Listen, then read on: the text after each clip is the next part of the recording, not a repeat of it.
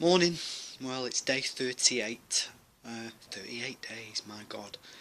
Um, it's been about maybe an hour and a half, something like that, since I took my medication. So, doing alright this morning. Not as tired as I was yesterday. Um, I was kind of in a reflective mood as well yesterday, as you can imagine. But I'm fine actually. I didn't feel too bad overall. Um, was nice kind of reminiscing about my grandfather anyway, because he was, like I said, he was very, very funny guy, very sweet, and I think through my sisters and I think he was able to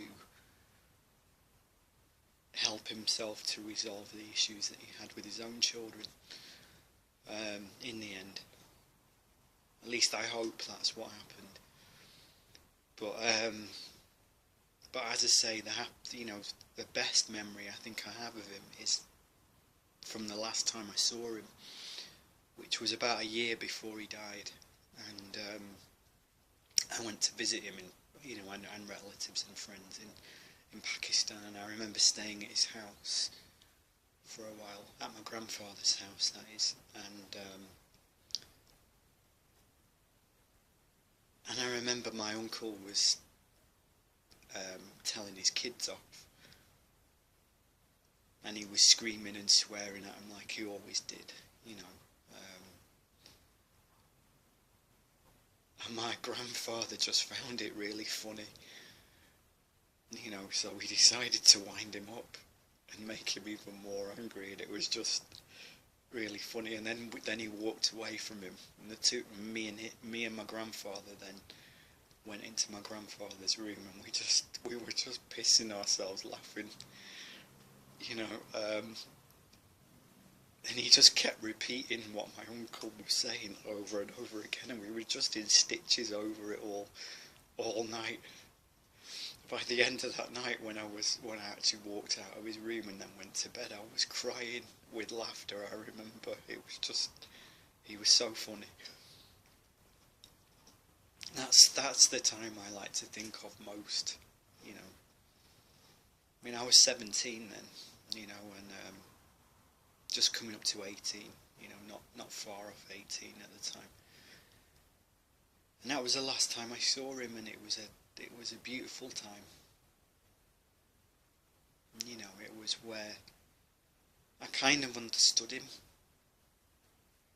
a little bit better after that, because it was kind of, I knew that he'd had a hard life. He was a farmer, and he broke his back, tending the fields year after year after year. He wasn't he wasn't a touchy-feely person, not to his own children. He wasn't the kind of guy who would show how he felt, because it wasn't done then, and he wasn't like that anyway. But with us, even though there was a slight language barrier until I learnt the language, a few years after first meeting him, it was a very, very good relationship that we had, and I cherish it. I really do cherish it, because he was such a lovely man, and I like to remember him that way. The laughs and the good times. Which is what I did remember yesterday. I didn't remember anything bad. There was nothing really bad to remember, because he wasn't ill. His time had just come, really. And as with everyone, we all have a time when we have to go. It's sad for the people left behind. It's always sad for the people left behind, but that's why we have to make sure that the time that we're on this earth is time that we spend wisely, not in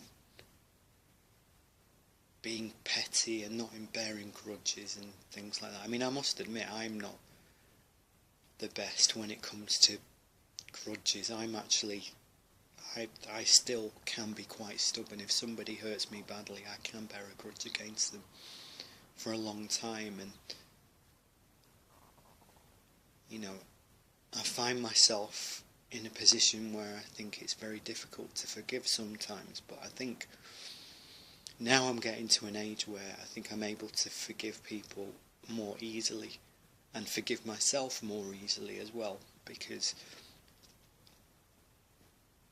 you know, there are bigger things to worry about in the world, much bigger things, and that's what I think a lot of us lose sight of. But anyway, yeah, this is my vlog post for this morning. I'm alright, you know, I slept like a baby and was fine, so I'll speak to you a bit later on then. Okay, bye.